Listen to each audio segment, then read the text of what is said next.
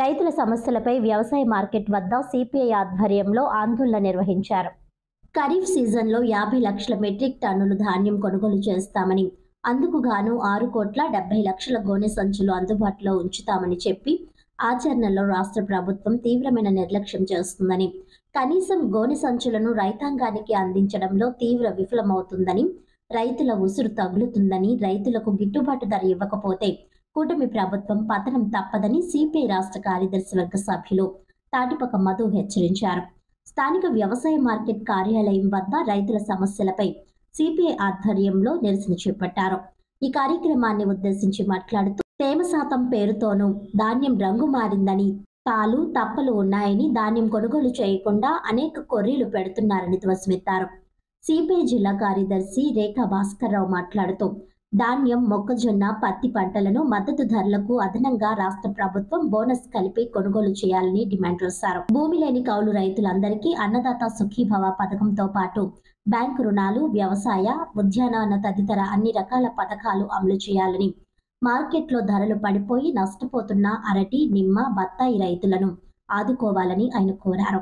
ఈ కార్యక్రమంలో సిపిఐ జిల్లా సహాయ కార్యదర్శి జట్ల సంఘం కె రాంబాబు, నగర కార్యదర్శి వి కొండలరావు, సహాయ కార్యదర్శులు సప్ప రమణ, పి లావణ్య, రెడ్డి రమణ, అల్లం వెంకటేశ్వరరావు, కె శ్రీనివాస్, ఎం ప్రసాద్, నల్ల రామారావు, జిఏ రామారావు, వెంకట్రావు, గిరి తదితరులు పాల్గొన్నారు.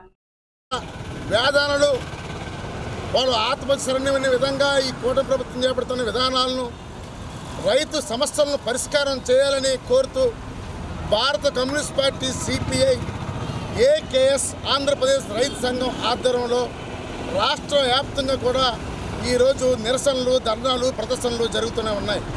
ఇప్పటికే అన్ని జిల్లాలు కూడా జరుగుతున్నాయి. కారణం, ఆనాడు కూటమి నాయకులు చెప్పిన రైతులకు ఇచ్చిన హామీలు నేను ఇప్పటికీ అమలు చేయట్లేదు. ఇతను ప్రత్యేకంగా పౌరసరఫరాల మంత్రి నాదెండ్ల మనోహర్ కానీ, వ్యవసాయ శాఖ మంత్రి కానీ చాలామంది ఏం చెప్పారంటే మొత్తం బియ్యం కొనుగోలు సిద్ధంగా ఉన్నామని, 7,60,00,000 గోనె సంచులు సిద్ధంగా ఉన్నాయని, ఇవన్నీ కాకమ్మ కబుర్లు చెప్పారు. తీరా మంతా తుఫాను దాడిన తర్వాత మరొచ్చిన తుఫానుతో మొత్తం ధాన్యం అంతా కూడా రోడ్ల పాలైపోయింది. దాంతో రైతు సేవా కేంద్రాలకు రైతులు వెళ్ళి అయ్యా మా పంట కొనుక్కొని చెప్తే రంగు మారిందని, తేమగా ఉందని, ఇలా ఉందని ఏదో కుంటిసారి చెప్పి మొత్తానికి అది కొనలేదు. దాంతో ఏమైంది, రైతులు ప్రభుత్వం కొనవలసిన వరి కొనగొనడం వల్ల చివరికి రైతులు కమిషన్లకు అంటే బ్రోకర్లకి, రైస్ మిల్లర్లకు వాళ్ళు అమ్మారు. దాంతో ఏమైంది, 75 కేజీలు బియ్యం బస్తా, వరి బస్తా ఈరోజు 1,200 రూపాయలు, 1,150 రూపాయలు, ఇంకా గట్టిగా ఉంటే 1,300 రూపాయలు. అంటే ఒక బస్తాకు 450 రూపాయలు తీవ్ర నష్టపడింది. అసలే పంట వేసుకోవడంతోనే సరైన గిట్టు ఎకరాల్లో నష్టపోయింది. మొత్తం ఆ 15 లక్షల ఎకరాల్లో శ్రీకాకుళం చూసుకుంటే కాకినాడ, తూర్పుగోదావరి, కోనసీమ జిల్లా, అలా కృష్ణా, ప్రకాశం, గుంటూరు, నెల్లూరు వరకు కూడా వరి పంట 11 లక్షల ఎకరాలు పోయింది. ఇక మొక్కజొన్న, అరటి ఈ ప్రతి సంబంధించి 4 లక్షల ఎకరాల్లో నష్టపోయింది. ప్రభుత్వ గణాంకాలు చెప్తున్నాయి.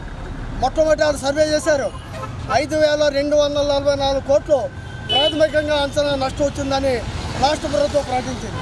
ఆ తర్వాత మళ్ళీ దాన్ని రివైజ్ చేసి 6,384 కోట్లకి నష్టం వచ్చిందని కేంద్ర ప్రభుత్వాన్ని పంపడం జరిగింది. మేము అడుగుతున్నాం, మీరు రైతాంగానికి ఎన్నికల్లో ఇచ్చిన వాగ్దానాలు ఏదో చెప్పండి. మీరు సంవత్సరానికి గతంలో మన జగన్మోహన్ రెడ్డి ఇచ్చిన రైతు భరోసాని మీరు